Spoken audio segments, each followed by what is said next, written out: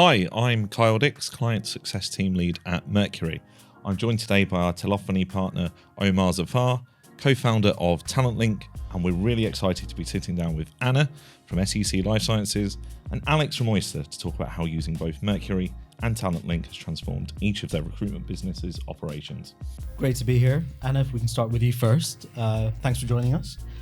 Before we dive in, can you just introduce yourself and tell us a bit about SEC Life Sciences and your role there? Yeah, sure.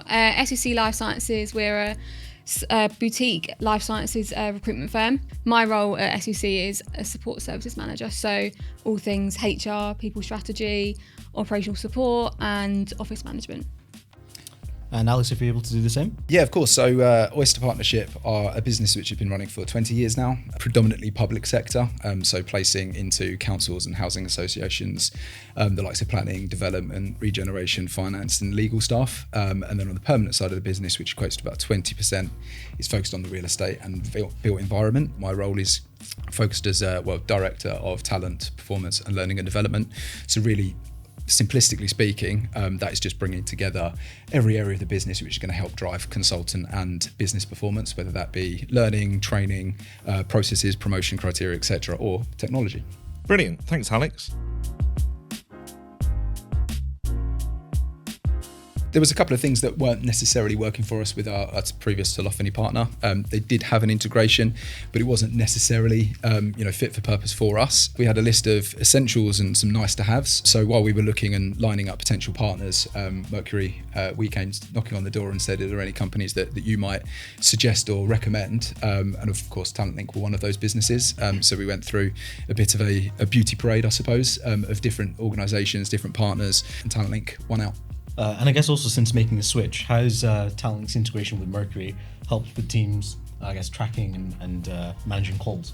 When we first rolled it out, there was typically, like most businesses, there were two buckets of people. Ones that follow process, they tried new things, they had some bad experiences, so they really wanted to go for it.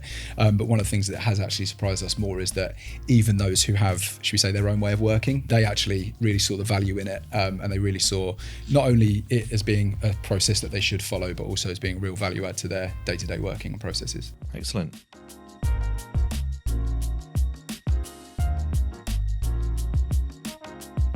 For us, it's just that everything sits in one place. We know as support and as sales, they can go onto a client record, a candidate record, and all communication is there and you can rely on that data to be accurate. I think beforehand, call notes were scattered here and there. The quality wasn't there with those call notes, but I think now we're able to go into a candidate record and you'll be confident that the data that you're seeing there is accurate and represents exactly what's going on in that process.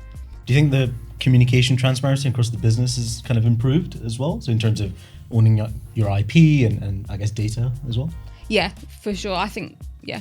For both new people that we're trying to engage with and existing clients and candidates, it's really helped. I think with new clients and candidates, obviously, as we know, it can be difficult to engage and typically you need anywhere upwards of 10 touch points. So having everything centralized, emails, phone calls, WhatsApp messages, etc., allows you to track how many touch points you've used and gone through to try and engage somebody new, but also with existing clients and candidates. Obviously that in turn maximizes the impact that we're having on candidates and clients. Yeah. Just to add to that, I kind of feel like now the modern recruiter isn't just using email and phone. There's like obviously WhatsApp, as you mentioned. Absolutely. We've added like the Teams integration, as you know, as well, Anna, as well. So owning all of that and making sure it's on Mercury CRM is really important. We had an instance where one of our clients who we were trying to start in terms with only wanted to communicate with us through WhatsApp. And previously we hadn't done that at all, but we had, I think, recently signed with TalentLynk. So we were quickly able to communicate with them. We've since signed terms with them, and that's because we had that WhatsApp integration and it was all on the CRM, so we could see every single bit of communication that was going on with them effectively. I think the biggest thing that we solved there is that I think in the past, at agencies especially, no one would be aware of who's WhatsApping who. But exactly more importantly, that, yeah. The content of all the conversations would always stay on people's mobile phones or personal phones. So we definitely wanted to eradicate that with that integration. Absolutely, and I think that's so critical. I mean, we've got 4 or 5 desks at least where there's 5 or more consultants. While we haven't measured it objectively at this point in time, I would imagine that it has in turn improved the experience of the candidates and clients that we're working with, because it is that one point of contact, because people can see, oh, there's a WhatsApp message that otherwise they would have missed. with anything like this, as soon as we roll it out straight away, we were thinking we expect to see an uptick of some sort, and we'll talk about that, I'm sure, a little bit later. But in terms of the ways of working and just the individual consultant processes, typically people fall into two categories. They either take notes as they go, and they're pretty rigorous with that, and then the other option is jot everything down randomly, focus on building rapport, but then obviously they're going to miss things and not have the opportunity to find out that information unless they call them back. So regardless of what way of working both of them work, those manual tasks have now obviously been removed because of things like the instant note taking, the transcriptions, etc. It means that people can focus on building rapport, safe in the knowledge that they're not going to be missing any critical information. Brilliant. And Anna, how has that happened at SEC? Have you also noticed a reduction in manual tasks? Yeah, massively. I think what as part of the support team, one of your biggest bugbears is moaning at the sales team for putting their notes on the system, and I think it's definitely completely eradicated that. And I think the amount of times we've seen consultants look back at previous call notes where we didn't have TalentLynk and go, these notes are really bad. But now with TalentLynk, the AI summary, everything is there. You've got candidate points, you've got client points, action points from that. And I just think we've had so many of our consultants say to us, all they have to do now is have the conversation and just sync it to Mercury, and it's done within seconds. So it's definitely eradicate that manual task for them. Brilliant. I know that we only released it recently, but any other automations post-call that you guys are seeing that need to be automated? So cover sheets and job descriptions or anything like that? I know obviously it's very, very new, but have you guys seen any improvement in that? Yeah, that for us, the templates on TalentLynk have been really, really helpful. We've only really rolled it out this week, but already we've had quite a few candidate, we call them after an interview, a candidate interview debrief, and they've been fantastic for that. And it's really good for the guys to have that option to add the AI summary, or they could add that call template that's already populated, so we know that every bit of information that we want to see is going to be on there. To be completely transparent, we're quite in our infancy, I guess, with regards to that particular feature. But I've already sort of played around with it and can already see what impact it's going to have. So ask me again in another couple of weeks. You went early with that question. It was we already went through it a couple of weeks ago. True. I only jumped on the call within 2 weeks ago. But no, I think it only makes sense that it will make a positive net impact on the business for sure. Yeah.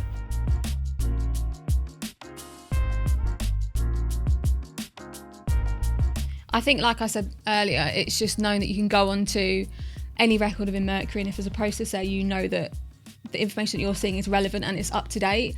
We can see the quality of those calls rather than just seeing a call was had. You can see the call notes and see exactly what conversation was had and know exactly where that leaves that process. So I think for senior leadership, it's reassuring that they can confidently look at a pipeline through the conversation and communication that's happened through TalentLynk and is on Mercury, and know that it's up to date. Brilliant. And yourself, Alex, as well. Yeah, I'd like to think that we've always been, as a business, certainly since I've been there, quite sophisticated when it comes to that kind of pipeline visibility, etc. But this additional layer only helps that. And the open APIs, we've got our own sort of dashboards that we've built. Those open API keys across all of those different platforms. It does enable us to look at the quality, as Anna mentioned, the quality of what conversations are actually being had and having everything properly documented, but also start to look at some of the quantitative data points to see, right, perhaps this is why this consultant is going through a bit of a challenging time at the moment. Perhaps we need to kind of improve the quantity as well as the quality. Have you seen kind of a difference before TalentLynk and after TalentLynk in the sense of number of calls that are being made or placements? I know it's probably a deep dive into your CRM, but have you seen any? I will always have a tendency to look at things on a quantitative basis, as people typically do, but I also don't want to disregard the anecdotal part. So anecdotally, the experience has been really good and the feedback has been really good. And from a quantitative standpoint, just in terms of pure kind of simplistic calls, our calls in exactly the same time period leading up to the onboarding date compared to since the onboarding date, we've seen a 14% increase in total sales calls. And then if you just drop that down into candidate calls, it's been a 32% increase. Wow. Now, based on our conversion rates, our percentages, our fill rates, etc., that's roughly around an 18 placements is what we're looking at. That's the objective part, but then also, as I say, another anecdotal part is inevitably when you're building those relationships, the more time you're speaking to people, the more time you're on meetings, the more time you're building those relationships further down the line, that's just going to compound, hopefully. We haven't done what Alex has done, but that's definitely something I would like to do now, because it'd be really interesting to see those stats. But I think I suppose more anecdotal, just being on the sales floor every day that I am, you can definitely hear there's less frustrations on the floor, which is great. So I think definitely call time has picked up, because they know that when they pick up the phone, that person is, the call quality is going to be great, and they know that they can have quality conversations with these candidates or these clients, and that they're going to have really thorough notes produced. So they're on the phone actually more because they're doing less admin as well. So I think all of those factors together means that our call time has definitely increased. Yeah, and I guess that also means that you're having more meaningful and good conversations where you haven't got to worry about all the other stuff. Everything you're doing is quality.